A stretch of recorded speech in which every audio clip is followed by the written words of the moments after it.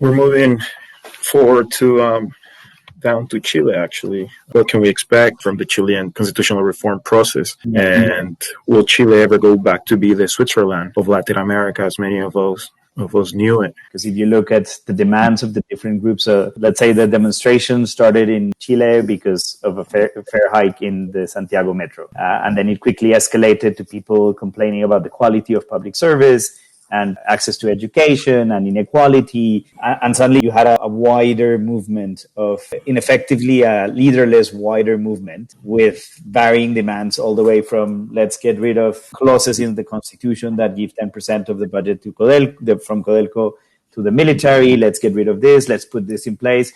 So there's no specific, let's say, end in sight, right? And so I think probably what you're gonna end up getting from the constitutional reform process, at least in the short term, is gonna be good old boring Chile. Chile won't continue being the Switzerland of Latin America, but it will probably continue being same old boring Chile. And I apologize if they're Chileans, but it's good to be boring in this occasion. You're probably gonna end up with some particular changes, again, precisely around education, healthcare, changing provisions of how the earnings from Codelco get distributed, the role of the military. Some of these things will end up changing, but it will probably not really affect the short term in Chile. Where it might get more complicated and where Chile might become more like another Latin American country is around two specific issues. One, we need to figure out what changes they make to precisely the electoral setup, because one thing that has allowed Chile to remain very stable politically is this plurinominal system that they have for the election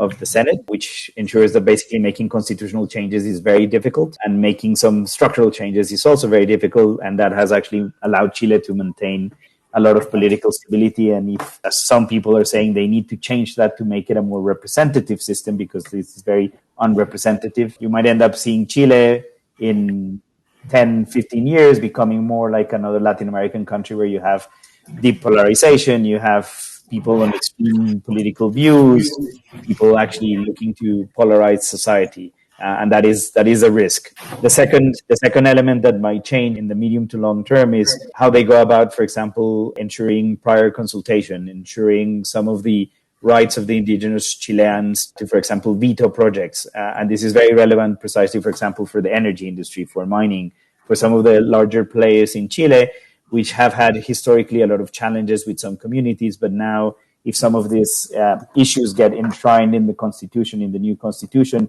you might see Chile becoming a more difficult place to actually do large-scale projects and investments when it comes to sort of like large projects. So I think those are the two things to watch out for. The risk is that over the long term, Chileans have vested way too much ambition in this constitution. There's no way a constitution can do everything people believe it's going to do.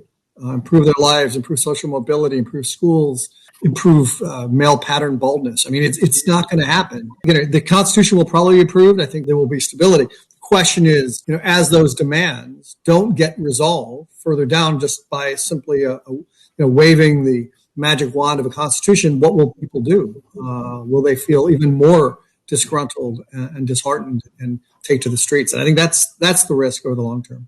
So thank you all again. Thank you for joining. I think it's been a very enlightening panel and very good discussion.